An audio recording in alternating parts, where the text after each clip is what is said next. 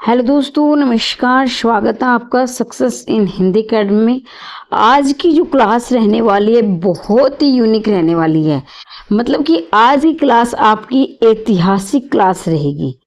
कहने का अभिप्राय ये है, ये क्लास ऐसी है जो आपके टीजीटी से लेकर असिस्टेंट प्रोफेसर तक काम आने वाली क्लास है। कैसे है ये एस्टेट में भी है, जो भी आपके ऑल इंडिया यानी जो भी आपके पूरे भारत की परीक्षा है हिंदी की, सभी के लिए महत्वपूर्ण क्लास है। और ये क्लास में हम पढ़ेंगे, इस क्लास में हम पढ़ेंगे महत्वपूर्ण कथन। ठीक है, मैंने आदिकाल के महत्वपूर्ण कथन पढ़ा दिए हैं। जिसने नहीं देखे वो देख लेना, वो भी बहुत ही महत्वपूर्ण है। आपको सभी को पता है, जिसने पहले परीक्षाएं दी हैं, कि कथनों से संबंधित हर परीक्षाएं, मान लीजिए आपकी 100 नंबर की परीक्षा है तो कम से कम आपके 3-4 नंबर तो कथनों से आते ही आते हैं। और मेरी हर क्लास 1 नंबर वाली क्लास होती है, यानी 1 नंबर आपको दिलाती है। मैं सिलेक्टेड क्लास लेकर आती हूँ, लेकिन आज की क्लास में 3 नंबर की भी मैं गारंटी लेती हूँ कि यहाँ से आपके 3 नंबर भी पक्के हो सकते हैं। ठीक है, तो अभी शुरुआत करने से पहले मैं आपको बता दूं, अगर आपको इसकी पीडीएफ चाहिए तो आप 90 68 68 90 68 68 49 54 पर मैसेज करके इसकी पीडीएफ भी प्राप्त कर सकते हैं। ठीक है, बैच आपका चालू है। मतलब कि ये अगर आप असिस्टेंट प्रोफेसर का बैच लेना चाहते हैं तो भी, और एस्टेट यानी ऑल टीजीटी पीजीटी के बैच हैं जो पीडीएफ प्राप्त कर सकते हैं। तो अब हम इस शुरुआत करते हैं। एक एक प्रश्न बड़ा ही महत्वपूर्ण है, ध्यानपूर्वक सुने, चाहे तो आप इसे नोट भी कर सकते हैं। हिंदी आलोचना से संबंधित प्रमुख कथन देखो, चींटी से लेकर हाथी पर्यंत पशु, भिक्षुक से लेकर राजा पर्यंत मनुष्य, बिंदु से लेकर समुद्र पर्यंत जल, अनंत आकाश, अनंत पृथ्वी, अनंत पर्वत, सभी कविता हो सकती है। पहला ही कथन बहुत महत्वपूर्ण कथन है। आचार्य हजारी प्रसाद द्विवेदी ने रसक रंजन 1920 में इनकी जो रचना है, ठीक है, तो एक बार फिर से देख ले। चींटी से लेकर हाथी पर्यंत पशु, भिक्षुक से लेकर राजा पर्यंत मनुष्य, बिंदु से लेकर समुद्र पर्यंत जल, अनंत आकाश, अनंत पृथ्वी, अनंत पर्वत, सभी में कविता हो सकती है। ऐसा कौन कहते हैं? ऐसा हमारे आचार्य महावीर प्रसाद द्विवेदी कहते हैं। रसक रंजन 1920 में इन्होंने कहा है। तो ये जरूर याद रखेंगे, पिछली परीक्षाओं में पूछा गया प्रश्न है। आगे बढ़ते हैं। किसी भी अवस्था के अनुकरण को नाट्य कहते हैं, ये श्याम सुंदर दास ने रूपक रहस्य में कहा। देखो, इस क्लास की एक विशेषता और बता देती हूँ। आपने जब भी आप कथन पढ़ते हो तो ये कथन किसका है, आपको सिर्फ उसके लेखक यानी आलोचक का नाम मिलेगा, लेखक का नाम मिलेगा। लेकिन इसकी 2 अन्य विशेषताएं और हैं। ये किस रचना में बोला गया है और सन भी आपको मिलेगा, जैसे रसक रंजन 1920। ठीक है, तो इस बात का भी आप ध्यान रखेंगे। इनकी रचनाएं भी आप साथ के साथ याद करते हुए चलेंगे। ठीक है, हमें अपनी दृष्टि से दूसरे देशों के साहित्य को देखना होगा, दूसरे देशों की दृष्टि से अपने साहित्य को नहीं। मतलब कि ये है, एक बार फिर से सुन लीजिए, हमें अपनी दृष्टि से दूसरे देशों के साहित्य को देखना होगा, दूसरे देशों की दृष्टि से अपने साहित्य को नहीं।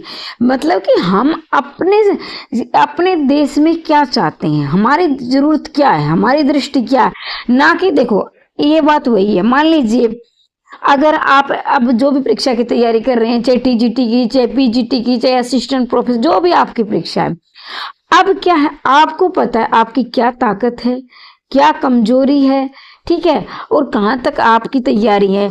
जैसे कि आपको एक बार कोई कहेगा नहीं भाई तुम टीजीटी की रहने दो, असिस्टेंट प्रोफेसर की अच्छी जो वहां तैयारी करो, ठीक है, लेकिन आपको क्या अपनी दृष्टि देखनी है, अपने आप को जानना है। वही बात इसमें छुपी है कि हम दूसरे देशों की दृष्टि से क्यों देखें, हम अपनी दृष्टि से देखेंगे, हम अपनी दृष्टि से अपने देश को चलाएंगे। तो वही बात है। आचार्य चिंतामणि, माफ कीजिए, आचार्य रामचंद्र शुक्ल, चिंतामणि भाग 2। तो चिंतामणि के कितने भाग है ये आपका होमवर्क है। ये आचार्य रामचंद्र शुक्ल की रचना है चिंतामणि। इसके कितने भाग हैं?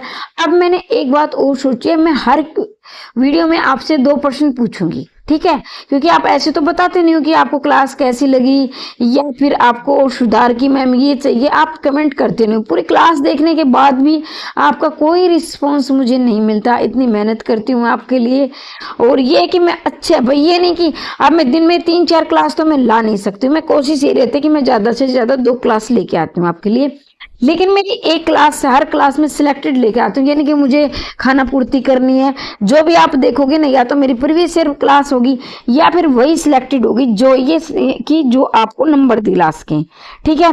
अब ये नहीं कि बिल्कुल आसान आसान प्रश्न मिलेंगे या बिल्कुल आपको इतने हार्ड। कुछ क्वेश्चन ऐसे भी होंगे जो आसान होंगे, कुछ क्वेश्चन ऐसे होंगे जो आपके बिल्कुल सर से ऊपर के जाएंगे, मतलब पहली बार पढ़ोगे। तो वैसे ही परीक्षा बनती है कि जिस परीक्षा में क्या है, कुछ प्रश्न तो ऐसे होते हैं जो सभी विद्यार्थी कर ले जाते हैं, कुछ प्रश्न ऐसे होते हैं जो पढ़ने वाले करते हैं, और कुछ प्रश्न ऐसे होते हैं, 4-5 प्रश्न ऐसे होते हैं जो कोई नहीं कर पाता। तो वही मेरी क्लास का सामंजस्य रहता है। ये प्रश्न बहुत महत्वपूर्ण है, याद कर लेना। ये बार बार आता है और आगे भी आने की मैं गारंटी लेती हूँ। ये बात अलग है कि टीजीटी में आएगा, असिस्टेंट प्रोफेसर में, नेट में आएगा, ये मैं बता नहीं सकती हूँ, लेकिन ये परीक्षा में आगे भी आएगा और पीछे भी आता रहा है। जिस प्रकार आत्मा की मुक्तावस्था ज्ञान दशा कहलाती है, जिस प्रकार आत्मा की मुक्तावस्था ज्ञान दशा कहलाती, उस प्रकार हृदय की मुक्तावस्था रस दशा कहलाती। आचार्य रामचंद्र शुक्ल रस मीमांसा, ठीक है? जिस प्रकार आत्मा की मुक्तावस्था ज्ञान दशा कहलाती है, उसी प्रकार हृदय की मुक्तावस्था रस दशा कहलाती है। और ये आचार्य रामचंद्र शुक्ल का रस मीमांसा में कहा गया कथन है। याद कर लेना, वेरी वेरी IMP लगा लेना, ठीक है? सर्वभूत को आत्मभूत करके अनुभव करना ही काव्य का चरम लक्ष्य है। सर्वभूत को आत्मभूत करके अनुभव करना ही काव्य का चरम लक्ष्य है। मतलब कि ये है, जैसे जो कहता ना कि साहित्य ऐसा होना चाहिए न कि जनता साहित्य के हिसाब से चले, बल्कि साहित्य ऐसा होना चाहिए जनता के हिसाब से चले। वही वाली बात है इसमें। सर्वभूत, जो आप साहित्य लिख रहे हो ना, तो सब में उसका कल्याण होना चाहिए, और ये आप अपनी आत्मा से अनुभव करें, तो वही क्या है, सच्चा साहित्य है। सर्वभूत को आत्मभूत करके अनुभव करना एक काव्य का परम लक्ष्य। मान लीजिए आप जो भी रचनाएं लिख रहे हैं, ये आचार्य रामचंद्र शुक्ल का है काव्य में प्राकृतिक दर्शन। मान लीजिए आप में से किसी को शौक है लिखने का, ठीक है? मान लीजिए आप साहित्य के बारे में लिख रहे हैं, कहानी, नाटक, जो भी आप लिख रहे हैं, लेकिन उसका उद्देश्य होना चाहिए समाज को एक नई दिशा दे। यानी समाज के, जैसे कोई बुराई पर लिख रहे हो, मान लीजिए आप अभी जो नया जो प्रचलन चला उसी पर मैं बात करूँ, ये बाल विवाह, पर्दा प्रथा, तो ये सब पुराने हो गए, ये तो आजकल है भी नहीं, है तो थोड़े बहुत एरिया में, तो उसमें कोई लिखना भी पढ़ना भी पसंद नहीं करता आजकल। लेकिन आज का जो दौर है, सबसे ज्यादा जो अच्छा है वो एक तो है रिश्वतखोरी का। रिश्वतखोरी पर मान लीजिए आपने कोई कहानी लिखी, तो उसे लोग पसंद करेंगे। और आपका जो आप जो चला हुआ है ना, जो बीमारी जो चली हुई है, उस पर लोग पसंद करेंगे, वहां भी बहुत अच्छा कहानी लिखी, नाटक लिखी, क्योंकि रिश्वत लेकर लोग नौकरी प्राप्त कर रहे हैं, और जो वास्तविक में उसके हकदार है वो ऐसे रोड पर घूम रहे हैं, तो वो लोग पसंद करेंगे। और आप लिखने लगे पर्दा प्रथा पर, बाल विवाह पर, तो सभी को पता है कि आज बहुत जमाना आगे, हालांकि होगा, आज भी ऐसा नहीं है कि कोई भी बुराई 100% खत्म नहीं होती है। हाँ, ये है कि कम से कम 70 से प्लस बीमारी ये खत्म हो चुकी है। पर्दा प्रथा, बाल विवाह, ये 70+ खत्म हो चुकी है। जिस कवि में कल्पना की संहार शक्ति के साथ भाषा की समाज शक्ति जितनी ही अधिक होगी, उतनी ही मुक्तक की रचना सफल होगा। ये क्षमता बिहारी में पूर्ण रूप से विद्यमान है। जिस कवि में कल्पना की समाज शक्ति, मतलब कल्पना को समा सके, ये नहीं कि आप कल्पना कर रहे हो और इतने बड़े बड़े ग्रंथ लिख रहे हो, तो ये क्या, अब आगे की लाइन पढ़ोगे, पीछे जाते जाते वो क्या है, आगे पढ़ते जा रहे हो, पीछे भूलते जा रहे हो। तो इतना, मतलब इनकी जो कल्पना की समाज शक्ति है वो ऐसी रही है कि इन्होंने कम शब्दों में नहीं, गागर में सागर भर दिया है। जितनी अधिक उतनी उन्मुक्त की रचना में सफल ये क्षमता बिहारी में पूर्ण रूप से विद्यमान है। ऐसा मेरा और आपका कथन नहीं है, ये आचार्य रामचंद्र शुक्ल का कथन है। और आचार्य रामचंद्र शुक्ल के कथन कितने महत्वपूर्ण है ये आप सभी जानते हैं। ये घनानंद साक्षात रसमूर्ति और ब्रज भाषा के प्रधान स्तंभों में है। प्रेम की गुड़ अंतर्दशा का उद्घाटन जैसा इनमें वैसा हिंदी के अन्य श्रृंगारी कवि में नहीं है। आचार्य रामचंद्र शुक्ल, हिंदी साहित्य का इतिहास। देखो भाई, आप ये कहोगे मैम श्रृंगार गलत लिखा है, तो ये टाइपिंग होती है।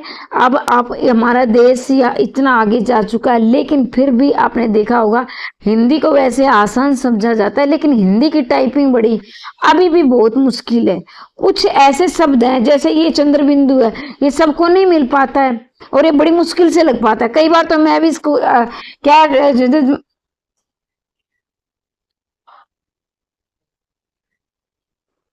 तो ये है घनानंद साक्षात, ये भी आया है कई बार, यहाँ तक भी आप याद रखोगे। घनानंद को साक्षात रसमूर्ति किसने कहा है? आचार्य रामचंद्र शुक्ल ने कहा है। ठीक है। और क्या है, रस का साक्षात मूर्ति किसे कहा जाता है? तो घनानंद को कहा जाता है। अगर आप इतना भी याद रखोगे तो काम चल जाएगा आपका। ठीक है, इतना भी याद रखोगे तो। ठीक है, आगे बढ़ते हैं। इनका सा, इनका सा मतलब देवसा, इनका सा मतलब देव से मतलब यहाँ अर्थ सौष्ठव नवोन्मेष विरले कवियों में मिलता है। रीतिकाल कवियों में सबसे बड़े प्रगल्भ प्रतिभा संपन्न कवि थे, इसमें संदेह नहीं। मतलब देवी की या कि ये प्रतिभा, ये जो रीतिकाल की कवि थी उनमें सबसे ज्यादा प्रतिभा संपन्न कवि कौन थे? देव थे। ऐसा कौन कह रहा है? आचार्य रामचंद्र शुक्ल, और हिंदी साहित्य के इतिहास में कह रहे हैं। अब है आपको रामचंद्र शुक्ल के कथन मिलेंगे। सारे कथन महत्वपूर्ण है, ध्यान से सुन लेना। और अगर आपको मुश्किल लग रहा है, बहुत से ऐसे अभ्यर्थी हैं जो मुश्किल वीडियो लगे उसे छोड़कर भाग जाते हैं। उनको करना है बिल्कुल आसान आसान करना है उनको। ठीक है, फिर 1-2 नंबर से रह जाते हैं। तो मैं इसलिए कह रही हूँ, अगर आपको मुश्किल लगे तो 2-3 बार काम करते करते मेरी वीडियो सुन लिया करो। 2-3 बार सुनोगे तो वैसे ही याद हो जाएंगे, क्योंकि मैं 2-3 बार हर लाइन को 2-3 बार रिपीट करती हूँ। कामयानी में उन्होंने प्रसाद ने, यानी कामयानी किसकी रचना है? तो यहाँ आपके 2 प्रश्न बनेंगे। कामयानी किसकी रचना है? जयशंकर प्रसाद की रचना है। और ये क्या है? महाकाव्य कामयानी में। इसमें कितने सर्ग हैं? 15 सर्ग हैं। ठीक है, और इसका पहला सर्ग कौन सा है? चिंता सर्ग है। और लास्ट का कौन सा, अंतिम कौन सा? आनंद है। अब आप याद रखोगे, अब मैंने जिक्र ही कर दिया तो मैं पूरा बता देती हूँ। मान लीजिए आप तैयारी कर रहे हो असिस्टेंट प्रोफेसर की, ठीक है, और अब आपको चिंता हो रही है भी होगा नहीं होगा, टाइम भी दे रहे हैं, नोट्स भी बना रहे हैं, पढ़ भी रहे हैं, पता नहीं होगा नहीं होगा। तो यहाँ होगी आपकी चिंता। जैसे ही आपका चयन हो गया तो आपको मिलेगा, आपकी जिंदगी में क्या आ गया? आनंद ही आनंद आ गया। तो इस तरीके से आप याद रखेंगे। ठीक है, मैंने तो उसको ऐसे ही याद किया था।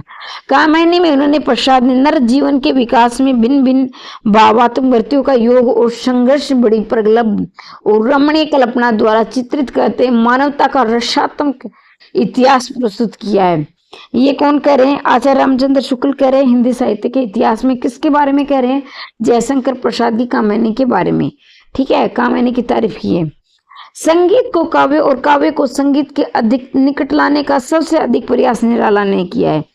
यानी संगीत को काव्य के, काव्य मतलब कविता के, और कविता को संगीत के अधिक निकट लाने का सबसे अधिक जो प्रयास किया है निराला ने किया है। और ये कौन कह रहे हैं? आचार्य रामचंद्र शुक्ल कह रहे हैं। किसमें कह रहे हैं? हिंदी साहित्य के इतिहास में कह रहे हैं। कविता का संबंध ब्रह्म की व्यक्त सत्ता से है। आचार्य रामचंद्र शुक्ल, बिल्कुल कविता का संबंध ब्रह्म की व्यक्त सत्ता से। देखो भाई, मान लीजिए आपने कोई रचना लिखी तो कुछ ना कुछ उसमें आप अपने विचार व्यक्त करोगे। और उनके विचार, मान लीजिए आपने कोई रचना लिखी और मैंने उसको पढ़ा, तो उस रचना मान लीजिए आपने जो भी रिश्वत को, मैंने थोड़ी देर पहले उदाहरण दिया था, रिश्वतखोरी पर आपने रचना लिखी, उसको मैंने पढ़ा, तो आपने उसमें कहीं ना कहीं ये तो नहीं है कि पूरी कल्पना लिखोगे, और कल्पना में भी आप वही समाहित करोगे जो आपके पास है। मतलब कि ये है कि आपके विचार कैसे वही आप लिखोगे। तो मैं वो रचना पढ़ूंगी तो मुझे पता चल जाएगा कि इस लेखक के विचार ऐसे हैं, इस दृष्टि में, मतलब रिश्वतखोरी की दृष्टि में। अनूठी से अनूठी उक्ति तभी काव्य हो सकती है जबकि उसका संबंध कुछ दूर का ही सही हृदय के भाव या वृत्ति से होगा। आचार्य रामचंद्र शुक्ल। तो यहाँ देखेंगे आचार्य रामचंद्र शुक्ल का कहना है कि अनूठी से अनूठी मतलब अद्भुत रचना, तभी काव्य हो सकता है जब उसका संबंध कुछ दूर का सही हृदय के किसी, मतलब कि जब कोई भी काव्य रचना करें तो उसका संबंध हृदय की गहराइयों से होना चाहिए, मतलब उसमें भावुकता होनी चाहिए। ये नहीं कि खाना पूर्ति कर दी यानी पैसे के लिए रचना। अगर पैसे के लिए कोई कवि रचना करता है, मतलब देखो पैसा तो मिलता है, ये तो नो डाउट, लेकिन सिर्फ और सिर्फ पैसे के लिए कोई काम किया जाता है तो उसमें सफलता मिलना बहुत मुश्किल होता है। अगर आप क्या है उसमें तन मन धन से, मतलब मन से काम करोगे तो पैसा तो अपने आप आ जाएगा। क्या हमें क्या क्या काम करना है, पहले अपने हृदय से काम करना है। तो जैसे कि मैं अब क्या वीडियो डाल रही हूँ आपके लिए, अब मैं क्या है उसमें अपना 100% नहीं दूंगी तो आप भी मुझे पसंद नहीं करोगे, ठीक है। संगीत को काव्य और काव्य को संगीत के अधिक निकट लाने का सबसे अधिक प्रयास निरालाने की ये हम पढ़ चुके हैं। राजन यथार्थवाद की विशेषता में प्रधान है, लघुता की और साहित्यिक दृष्टिपात जयशंकर प्रसाद, यानी यथार्थवाद की विशेषता में प्रधान है, मतलब जीवन की वास्तविकता की विशेषता में प्रधान है, यानी जीवन की जो वास्तविकता है उसको दिखाना। लघुता की और साहित्यिक दृष्टिपात है, अभी छोटी छोटी चीजों को साहित्य में अगर हम दृष्टिपात करेंगे तो निश्चित ही क्या है वो साहित्य अच्छा ही होगा, ये जयशंकर प्रसाद का कथन है। यथार्थवाद में स्वभाव दुखी प्रधानता और वेदना में अनुभूति की प्रधानता, ये भी वेरी वेरी यहाँ पे लगा ले, यानी यथार्थवाद में, यानी कि मान ले समाज में जो बुराई है उस पर क्या आप रचना लिख रहे हो तो उसमें क्या है दुख की प्रधान, भाई समाज में ये बुराई ये बड़ा दुख की बात है, ठीक है। और वेदना की अनुभूति आवश्यक है, मतलब कि उसमें क्या वेदना भी होनी चाहिए, जो हम लिख रहे हैं वो हम अपने ऊपर लेके महसूस करेंगे तो ही हम अच्छे लेखक बन पाएंगे। आगे बढ़ते हैं भाई, अगर वीडियो अच्छी लग रही हो तो चैनल को सब्सक्राइब कर लेना, अगर आप पहली बार चैनल पर आए हो तो। जयशंकर प्रसाद देखेंगे, कविता की भाषा से मनोरंजन तो होता है परंतु जीवन संग्राम के काम नहीं आता। सूर्यकांत त्रिपाठी निराला, तो अभी सूर्यकांत त्रिपाठी निराला क्या कह रहे हैं कि कविता की भाषा में मनोरंजन तो होता है, मैंने मान लीजिए आप कविता कर रहे हो तो ये बात है कि पहले तो उद्देश्य क्या मनोरंजन, तो सबको अच्छा लग रहा है, आगे क्या होगा आगे क्या होगा, ठीक है, परंतु वह जीवन संग्राम के काम नहीं आता, मतलब जीवन संग्राम के काम नहीं आता, मतलब जीवन के धरातल पर हम उसे नहीं उतार रहे। ऐसा कौन कर रहा है, सूर्यकांत त्रिपाठी निराला कह रहे हैं। सत्य अपनी कविता में असीम रहता है, सत्य अपनी एकता में असीम रहता है, माफी चाहूंगी, सत्य अपनी एकता में असीम रहता है, सौंदर्य अपनी अनेकता में अनंत। महादेव वर्मा, तो महादेव वर्मा छायावाद की सबसे बड़ी रहस्यवादी कवित्री थी। छायावाद देखो, वैसे तो छायावादी कवि सभी रहस्यवाद से प्रभावित रहे हैं, कहीं ना कहीं थोड़ा बहुत हो सकता है, लेकिन जो छायावाद में जो रहस्यवाद से सबसे ज्यादा प्रभावित जो कवित्री थी वो कौन थी, महादेव वर्मा थी। ये कहते हैं कि सत्य अपनी एकता में असीम, भाई सत्य क्या अपनी एकता में असीम रहता है, मतलब कि वो क्या है भाई अपने अडिग रहता है। सौंदर्य अपनी अनेकता में, जो सौंदर्य वो अनेकता चाहता है। राजनीतिक और साहित्य में मात्र अभिव्यक्ति में भिन्न है, उसका मूल आज यथार्थ उसके लक्ष्य को अवृत करके मुक्ति बोध। राजनीति और साहित्य मात्र अभिव्यक्ति में भिन्न है, इनका कहना है मुक्ति बोध का राजनीति और साहित्य क्या एक ही है, क्या है इसकी मात्रा में भिन्नता है, यानी अलग अलग है।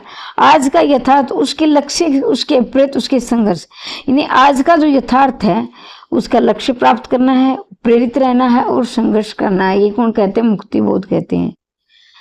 चरम व्यक्तिवादी प्रयोगवाद का केंद्र बिंदु है, ये कौन कहते हैं, डॉक्टर नामवर सिंह, यानी चरम व्यक्तिवादी प्रयोगवाद का केंद्र बिंदु, यानी प्रयोगवाद की जो रचना हुई है उसमें क्या उपदेश कम और व्यक्ति आधारित, यानी व्यक्ति पर, यानी खुद के सुख दुख को ज्यादा महत्व करके लिखा गया है। मैंने कला पक्ष की अवहेलना न करते हुए भाव पक्ष को अधिक मुख्यता दी है, कौन कह रहे, बाबू गुलाब राय और अध्ययन और आस्वाद में, ठीक है। कला पक्ष की अवहेलना न करते हुए भाव पक्ष को अधिक महत्व दिया है, प्रमुखता दी है। आगे देखेंगे,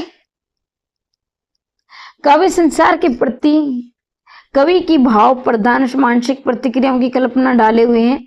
श्रेय की प्रेरूपा भावोत्मक अभिव्यक्ति है, बाबू गुलाब राय सिद्धांत और अध्ययन, ठीक है। ये काव्य के प्रति कवि की भाव प्रधान मानसिक प्रतिक्रिया को कल्पना में ढांचे हुए श्रेय की प्रभाव तो व्यक्ति, मतलब कि कवि जो वो अपने भाव व्यक्त करता है तो वो अपनी मानसिक कल्पना भी क्यों एक नए ढांचे में डालता है। मतलब कि जो अपनी उनकी अब ये तो ऐसा तो नहीं है कि आप कहोगे कि मैम इसमें कोई कल्पना, कोई भी नाटक उठा के ले,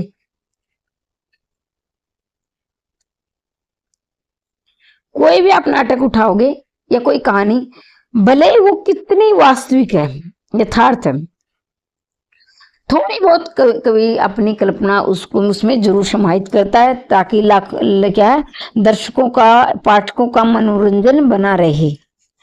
दम्मित प्रवृत्तियों के उदात्तीकरण द्वारा ही मनुष्य स्थूल पशु चेतना से ऊपर उठा और मानव में काव्यात्मक सौंदर्य चेतना अभी तभी जगी, किसी दूसरे कारण से नहीं, देखा परखा, ये इलाज चंद्र जोशी कहते हैं। शहद और ग्रामीण बोलियों के नए नए एक ही सरस परिवार के हैं सहोदर। इनकी गीतों में प्रगतिवाद प्रयोगवाद फीका लगने लगता है, दोनों बासी हो गए हैं। ताजगी की दृष्टि से नए गीत है, नई कविता है। ये कौन कहता है? ये भाई कह रहे हैं पंडित शांतिप्रिय द्विवेदी। ठीक है,